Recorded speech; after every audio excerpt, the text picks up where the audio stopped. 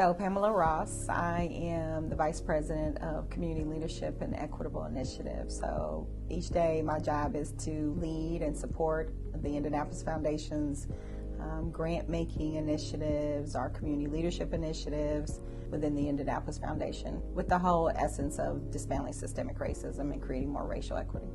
To be a Black woman in the role comes with a lot of passion. It is a place of suppressed rage. It's a huge opportunity. It's something that I take very serious because it's far beyond me. So in a place of community, it's a place of power, and it's something that I recognize and take huge responsibility and really, in a lot of regards, appreciation for an organization that has created that space and created a space where I have the power to really move it and have a voice that makes a difference. To see the strides, the changes internally, the influence externally, the places where we have been really willing to use the voice and the advocacy in just a short time, I do take pride more and more. A lot of that is about the leadership that I've had within the organization and the runway I've been given to use my power and my voice. Of all the work I've done in community for 3 decades, this is a space that I feel most proud of, and this is a space where I've been willing to be very unapologetic about what needs to change. We are in a learning process, but I think the more that we listen to what the community has to say, the more data we get about our decision making. So what we can't do is make funding another divisive tool in our Black community. In 2017, we're about to change our mission and our strategic plan. We commissioned 37 residents representing different neighborhoods, different populations, to go into their neighborhood and ask what things are important to you. What we did find was that we were too distant from that voice. We were getting a lot of our information directly from organizations that we fund. So really the voice of what's happening in the community was coming from the organizations, not directly from the people. And that we really needed to continue being directly engaged with residents. And so out of that, we continued the ambassador program. And then in April of 18, I was promoted to the first vice president over opportunity, equity, and inclusion.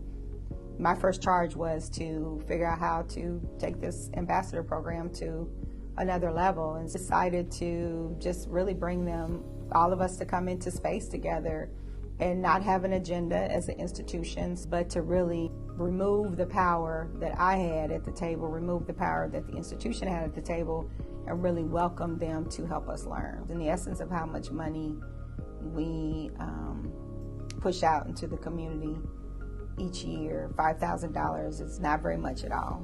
And what I have seen from what $5,000 can do to bring into community, whether it's a Black Vegan Fest or it is a tea for Latino women, a back to school. It's not just totally focused on giving them backpacks, but also some essence of mental health.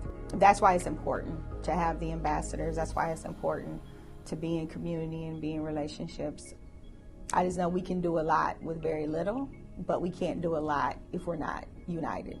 We have individuals who are on the ground who knows what's going on. You got to trust that they will make decisions, and we're going to invest money directly into their pockets.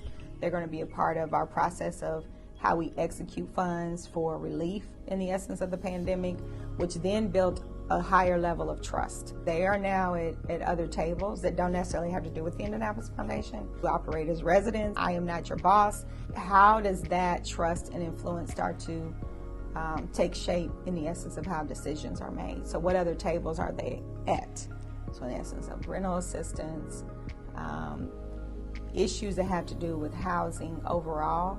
So then to go in to community is just meaningful to my soul. But the fact that I can also go in and ask poignant and clear questions and gather information that needs to be told firsthand to an institution that has a focus on creating more racial equity.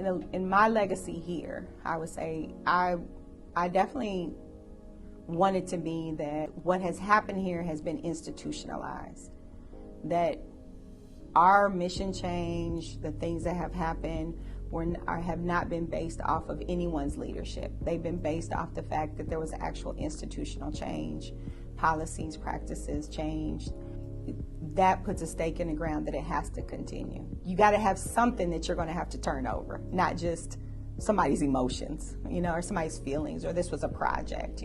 Systemic racism is not a project. So I would hope that my legacy is that I've made that very clear, that this has to be institutional change, and that there's accountability to anyone who comes into the space and makes it anything else. That you are dismantling institutional transformation, just the same as right now we're dismantling institutional, I want to say dysfunction in the essence of race and racism. So whatever it is that you change is because you got to be really clear that whatever it is that would be changed would be in jeopardy of taking the organization back, not actually moving it forward. So I would like to have a legacy of having moved the organization forward in a way that is actually institutional change, not my leadership.